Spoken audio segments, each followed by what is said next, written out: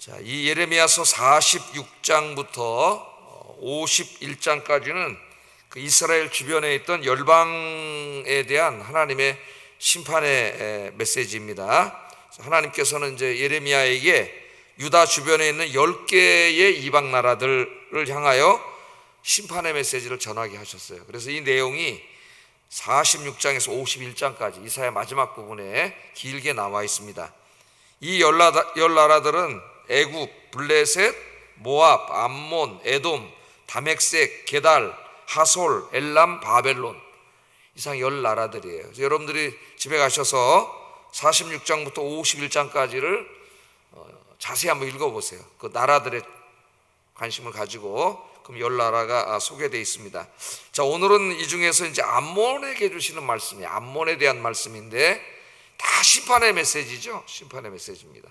그래서 우리는 이 46장에서 51장을 읽으면서 하나님께서는 이스라엘의 역사, 택하신 백성들의 역사만 주관하시는 것이 아니고 모든 인간의 역사를 하나님이 주관하신다는 것을 우리에게 가르쳐 주셔요.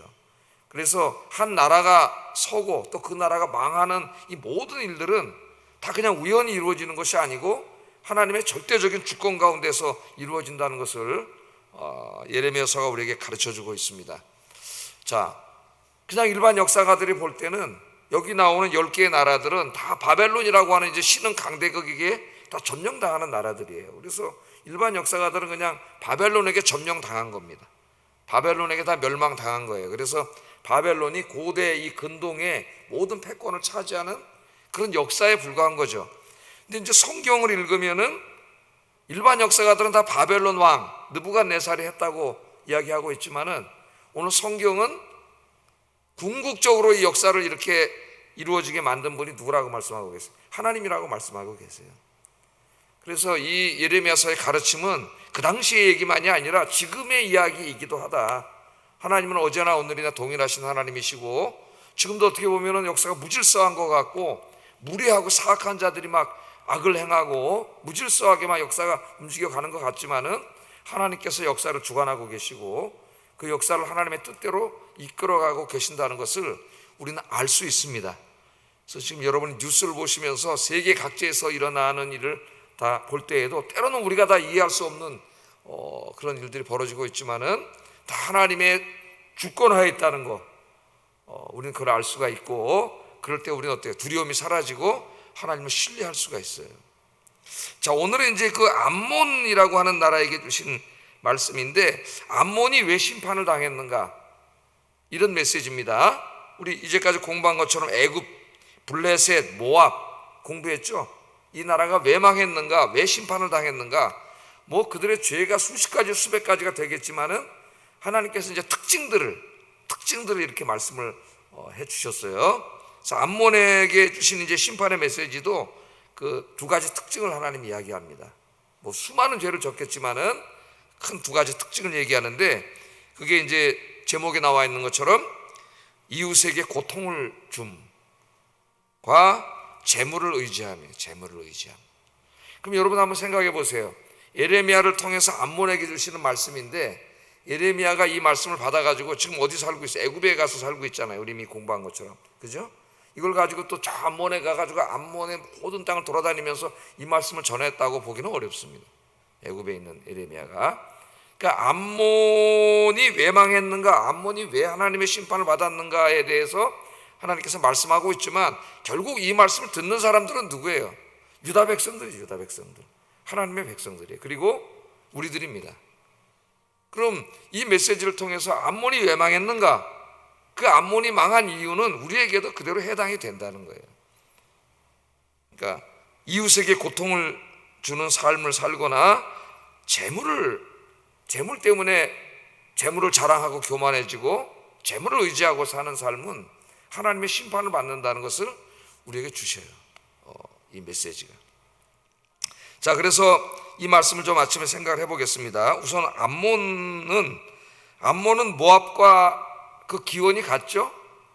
아브라함의 조카인 롯, 그 롯이 이제 소돔과 고모라 성에서 구원받은 이후에 술로 많이 마셔가지고 술에 취해서 자고 있다가 그 딸들과의 관계 속에서 태어난 아들들 중에 한 사람입니다. 그러니까 좀 그 시작이 좀 어둡죠. 모압에서도 공부했습니다. 암몬도 마찬가지예요. 창세기 19장 30절 38절에 이야기가 나옵니다. 자, 그럼 이 암몬이 그 이후에 이제 이스라엘만 큰 민족을 이룬 것이 아니고 암몬도 큰 민족을 이루었죠. 예? 그러니까 롯은 누구예요? 아브라함이 형의 아들이에요. 형의 아들. 어떻게 보면 뿌리는 같은 거예요. 그죠? 자, 그런데 이스라엘과의 관계 속에서 암몬이 어떻게 했느냐, 이게 성경에 이제 암몬에 대한 이야기가 많이 나옵니다. 그래서 한번 좀 오늘 주제와 연관해서 몇 가지만 좀 살펴보겠어요. 자, 이 암몬은 끊임없이 이스라엘을 괴롭히고 고통을 준 민족이에요. 오늘 하나님 이것을 지적하고 계십니다. 1절에 보면은 암몬 자손에 대한 말씀이라 이런 말씀을 하시고, 여호와께서 이와 같이 말씀하시되 이스라엘이 자식이 없느냐, 상속자가 없느냐, 말감이 갓을 점령하여 그 백성이 그 성읍들에 사는 것은 어찌 됨이냐. 우리가 이제 배경을 잘 모르면은 무슨 말씀인지 잘 이해가 되지 않습니다. 그죠? 자, 이스라엘 사람들에게 주셨잖아요. 하나님 땅을, 약속의 땅을. 그럼 이제 그 자식이 있고 자식에게 상속을 해주면은 계속 그 땅에 이제 이스라엘 사람들 살고 있어야 되는데, 오늘 하나님 뭐라 그래요? 여기 말곰이 점령을 했다 그래요. 그러니까 말곰은 암몬 사람들이 섬기던 신입니다. 신. 그러니까 몰렉이라고도 해요. 몰렉으로도 잘 알고 있을 거예요. 그 몰렉 종교를 믿는 사람들이 어떻게 해요? 막 자기 자식들을 막 불 가운데로 지나가게 하고 막 이런 끔찍한 일을 하지 않습니까, 여러분? 이게 말곰이 몰렉이에요. 그러니까 즉 암몬을 말하는 거예요. 암몬이 갓을 점령했다 그러잖아요. 이게 지금 갓은 갓지파를 말하는 겁니다. 갓지파의 땅은 하나님이 자손들에게 주신 것이에요. 그래서 그들의 자손들이 상속을 받고 그 땅에 살아야 되는데, 지금 암몬이 여기서 이 말곰을 믿고 있는 암몬이 와서 여기 살게 되면 어찌미냐. 그 말은 암몬이 그 땅을 점령했다는 것을 상징적으로 말하고 있는 것이죠. 이 말씀이.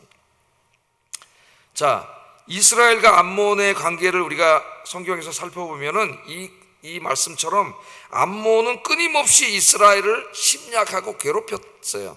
그것을 하나의 상징적으로 말하고 있는 거예요. 자, 그래서 우리가 잠깐 두 민족 간의 역사를 성경에서 이렇게 한번 좀 유명한 말씀들로 생각해 보겠습니다.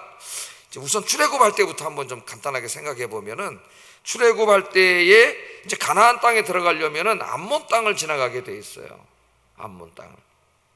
하나님께서 모세와 이스라엘에게 말씀하시기를 암몬 땅은 너에게 준 땅이 아니라 그럽니다. 그러니까 그 땅에 욕심 부리지 말라 그래. 가다 보니까 암몬이 살기가 좋거든. 그러니까 그 땅을 오른쪽에 보면 암몬이잖아요. 예? 갓지파 땅 오른쪽에 보면 암몬 땅에 붙어 있어요, 경계에. 그러니까 그 땅을 칠 수 있기 때문에 욕심 부리지 말고 암몬은 치지 말라 그럽니다. 그 얘기가 신명기 23장 3절 4절에 나와요. 한번 읽어보겠습니다. 시작.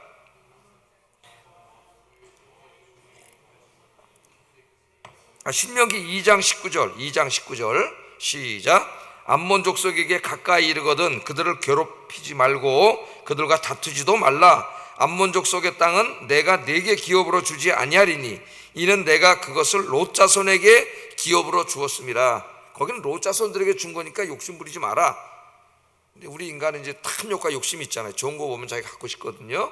소유하고 싶은 게 인간이에요. 백화점 가서 좋은 거 있으면 어떻게 해요? 돈은 없지만 사지는 못하지만은 욕심이 나잖아요. 갖고 싶은 마음은 생기는 거죠. 인간이라. 근데 하나님 그걸 끊으셨어요. 그건 롯 자손에게 준 거니까 그 땅은 욕심내지 마라. 그래서 이제 모세와 이스라엘이 그 땅을 지나갈 때 암몬을 공격하지 않았습니다. 하나님의 말씀에 순종해서. 자, 그런데 그럼에도 불구하고 암몬이 그 은혜를 잊어버리고 어떻게 했어요? 가나안으로 들어가는 이스라엘을 어떻게 했습니까? 방해를 했어요. 방해를. 그래서 하나님께서 암몬 사람과 모압 사람, 이제 두 사람, 이 롯의 자손들이 방해를 하게 되는데, 이 두 민족은 여호와의 총에 절대 들어오지 못한다, 이런 말씀을 하십니다. 신명기 23장 3절 4절 한번 읽어보겠습니다. 시작. 모압 사람은 여호와의 총회에 들어오지 못하리니 그들에게 속한 자는 10대뿐 아니라 영원히 여호와의 총회에 들어오지 못하리라.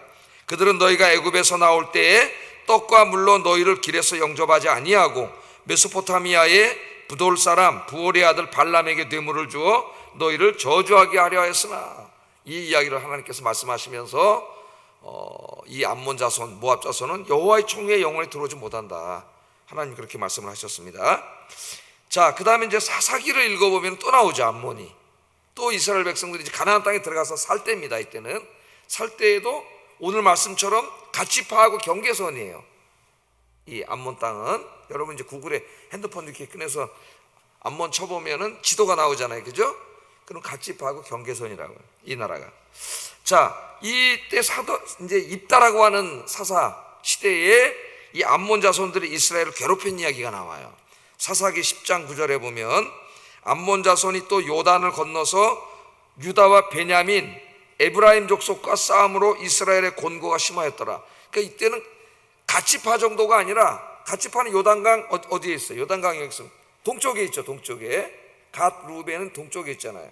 근데 가치파를 넘어서 요단강을 건넜다 그랬습니다. 이 강까지 건너와 가지고 지금 이스라엘 백성들을 괴롭힌 이야기가 나와요, 사사기에. 그때 이제 하나님께서 입다라고 하는 사람을 사사로 세우셔 가지고 이스라엘을 구원해 주신 이야기가 나옵니다. 또 이제 좀 쭉 지나가다 보면 사울 왕 때, 왕정 시대, 사울 왕 때에도 암몬 왕 얘기가 나오는데, 이제 암몬 왕 나하스가 군대를 이끌고 쳐들어와 가지고 그 이스라엘을 괴롭히는 이야기가 나오지요.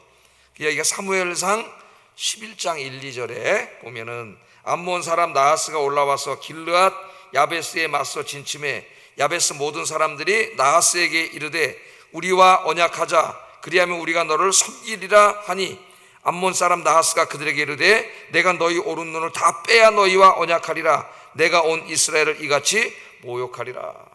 이스라엘이 겁을 집어먹고 평화조약을 맺으려고 그랬는데 암몬 왕 나하스가 그것을 거절하고 니네 오른 눈을 다 빼버리겠다고 하니 모욕적인 말을 하면서 모욕을 하는 그런 얘기가 나오는데, 그때 하나님이 사울에게 이제 성령으로 확 역사하셔가지고 사울이 군대를 모아서 이제 암몬을 치는 이야기를 우리가 사무엘서에서 수요일 날 공부했죠. 이 말씀을 다 공부를 했습니다. 이 이후에도 암몬은 여러 번 다른 민족들과 연합해서 이스라엘을 쳐들어왔고 계속 고통을 줬어요, 이스라엘에게. 역대하 20장 1절에 보면은 그 후에 모압 자손과 암몬 자손들이 마온 사람들과 함께 와서 여호사밧을 치고자 한지라. 역대하 20장에 나와 여호사밧 왕 때에 또 쳐들어와가지고 또 괴롭혔습니다. 자, 그럼 예레미야 시대 때는 어땠냐? 예레미야 시대, 지금 이제 예레미야 시대잖아요. 예레미야 시대에도, 예레미야 시대에 이제 여호야김이라고 하는 왕, 이제 여러분 다 이제 잘 아시죠? 여호야김 왕 때에 암몬이 이번에는 바벨론의 꼬붕이 돼가지고, 바벨론이 이제 막 쳐들어올 때인데 바벨론과 연합을 해서 하수인이 돼가지고 유다를 공격하는데 가담을 합니다. 도와주지는 못할 망정. 열왕기하 24장 2절 한번 읽어보겠습니다. 시작. 갈대아의 부대와, 갈대아의 부대는 이제 바벨론을 말하는 거예요. 갈대아의 부대와 아람의 부대와 모압의 부대와 암몬 자손의 부대를 여호야김에게로 보내 유다를 저 멸하라 하시니.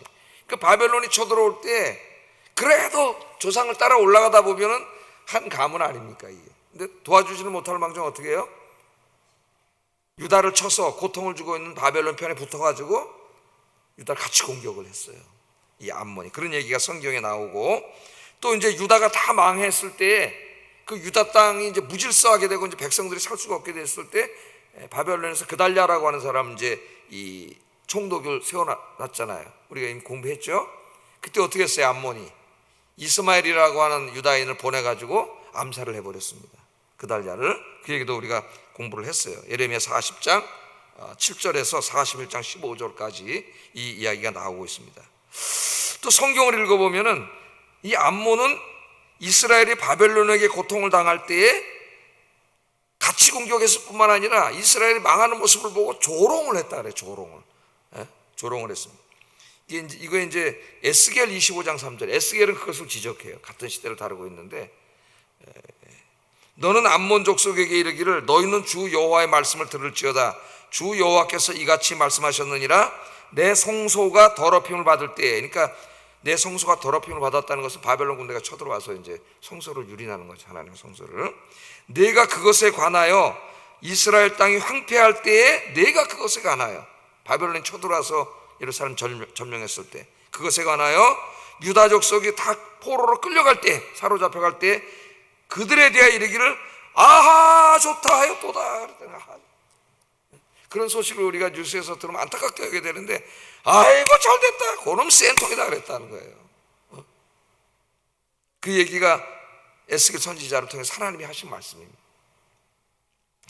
그래서 하나님이 스바냐 선지자를 통해서 스바냐 2장 8절에 보면은 이렇게 말씀을 하셨어요. 내가 모압의 비방과 암몬 자손이 조롱하는 말을 들었나니 그들에게 내 백성을 비방하고 자기들의 경계에 대하여 교만하였느니라. 그렇게 하나님 걸 들으셨다 그래요. 남을 조롱하고 고통을 주고 괴롭히고 뭐 썰게 굴고 조롱하고 모욕하고 이런 거잖아요. 이걸 하나님이 다 들으셨다 그렇게 말씀을 하고 있습니다. 그래서 이 말씀을 오늘 우리에게 주시는 메시지예요. 예? 암몬의 역사를 우리가 뭐 알아서 뭐 하겠습니까? 우리 대한민국 사람이 그 고대 사회의 암몬의 역사. 근데 이것이 역사를 통해서 하나님은 계시하는 거예요. 암몬이 왜 망했냐? 하나님 같은 하나님이세요. 그러니까 암몬 사람들처럼 살면 안 된다는 걸 우리에게 오늘 이 메시지를 주시는 거죠. 하나님은 우리에게. 그게 뭐예요? 남을 괴롭히는 사람과 어울려서 함께 또 남을 괴롭히는 사람, 고통당하는 사람을 돕지는 못할 망정 비웃고 조롱하는 사람, 그것이 하나님 앞에 큰 죄고 그래서 암몬의 심판을 받았다. 근데 그렇게 살면 하나님의 심판을 받는다. 하나님이 이것을 우리에게 강력하게 주시는 메시지입니다. 하나님의 자녀들은 어떻게 살아야 돼요? 오늘 하루도 이제 시작이 됐는데 세상에 나가서 다른 사람들을 돕고 위로하는 삶을 살아야 됩니다. 하나님은 그것이 우리에게 원하시는 삶이에요. 오늘 하루도 어려움 당한 사람들을 돕고 슬픔과 고통 가운데 있는 사람들 찾아가서 커피라도 한 잔 사주시면서 위로하는 그런 하루가 되기를 주의 이름으로 축복합니다. 자, 또 한 가지는 뭐라 그랬어요? 재물을 자랑하고 교만해지고 재물을 의지하고 사는 것이에요. 어떻게 보면 자본주의 사회 안에서나 뭐 사회주의 사회 안에서나 사람들이 다 돈 의지하고 사는데 그것이 결국 그들의 멸망의 원인이라고 하나님 말씀을 하십니다. 4절 한번 읽어보겠습니다. 4절 시작. 패역한 딸아 어찌하여 골짜기 곧 내 흐르는 골짜기를 자랑하느냐? 내가 어찌하여 재물을 의뢰하며 말하기를 누가 내게 대적하여 오리요 하느냐? 그러니까 굉장히 좀 부유했던 것 같아요. 이 암몬 사람들이 경제적으로 상당히 부유고 지금으로 말하면 저 북유럽 사람들처럼 부유해. 돈이 많아요. 돈이 많은 사람들 뭐 다 그런 건 아니지만 거의 다 어떻게 됩니까? 그 돈을 자랑하고 어때? 교만해지죠. 부가 곧 권력이에요. 특히 자본주의 안에서는 돈이 곧 권력이에요. 돈 많은 집이 명문 가문이에요. 뭐 우리나라 재벌 그러면 그 재벌은 뭐 그냥 그 똑같은 사람들인데 돈이 어마어마하게 많아. 그 돈 많은 사람이 뭐 최고의 명문 가문으로 우리가 인정을 하고 있지 않습니까? 돈이 다인 사회죠. 그런 사회는 망한다. 그런 사회. 돈이 하나님이 된 사회. 자, 돈을 의지하고 사는 사람은 하나님 백성들은 누구 의지하고 살아야 돼요? 하나님 의지하고 살아야 되죠. 근데 돈을 의지하고 사는 사람은 필연적으로 돈을 사랑하게 됩니다. 돈이 있어야 산다고 생각하기 때문에 돈을 사랑하게 되고 그 돈을 사랑하면 돈에 대한 욕심과 탐욕에서 벗어날 수 없어요. 그러면 돈 때문에 행복하고 돈 때문에 불행한 사람이 됩니다. 그러면 결국 돈을 벌기 위해 수단과 방법을 가리지 않게 되고 그리고 돈을 만약에 벌어서 많아지면 교만해지고 거만해져. 결국 어떤 일이 발생하냐면은 그 사람에게는 돈이 하나님이 됩니다. 돈을 의뢰하고 오늘 돈을 의뢰하고 살지 말라 그러잖아요. 돈을 의뢰하고 사는 사람이 돼요. 그래서 우리 예수님께서 돈을 사랑하는 사람의 어리석음에 대해서 설교를 하셨습니다.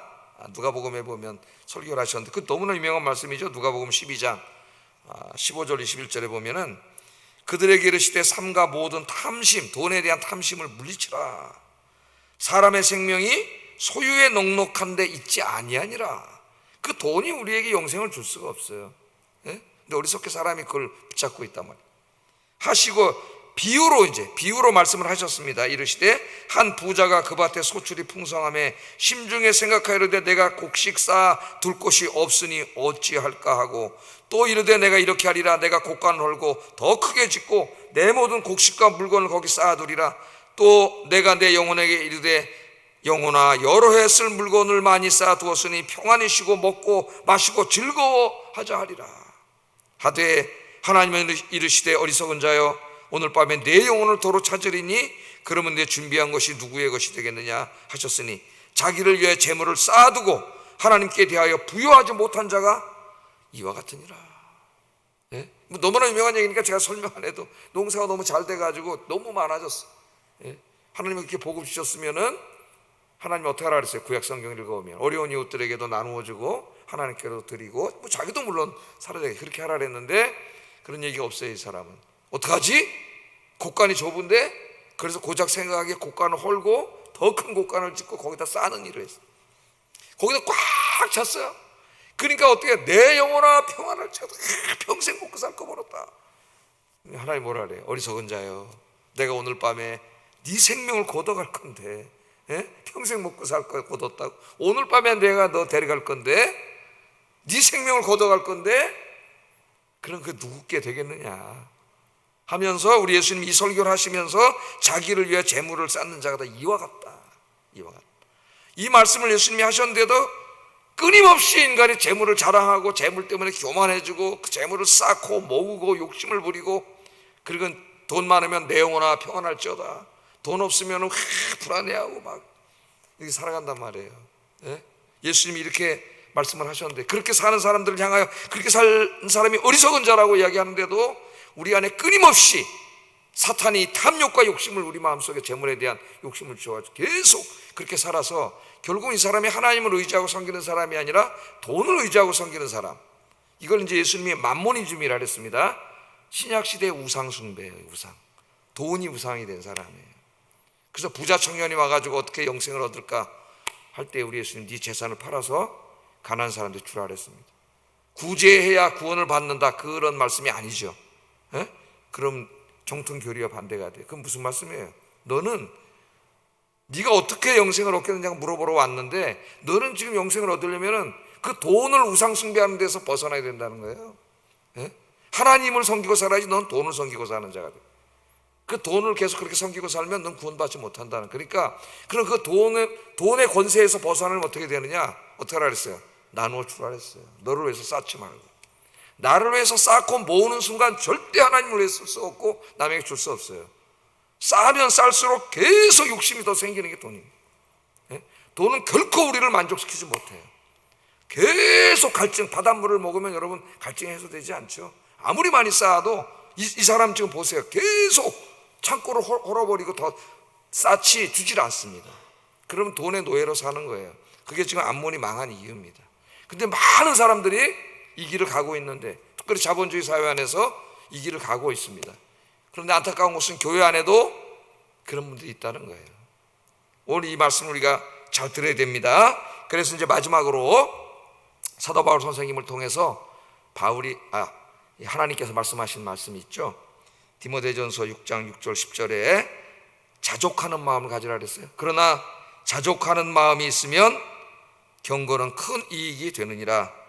우리가 세상에 뭐 가져왔어요? 아무것도 가지고 온 것이 없음에 또한 아무것도 가지고 가지 못하리니 잊지 마시기 바랍니다. 아무것도 못 가져갑니다. 우리가 먹을 것과 입을 것이 있은즉 족한 줄로 알 것이니라.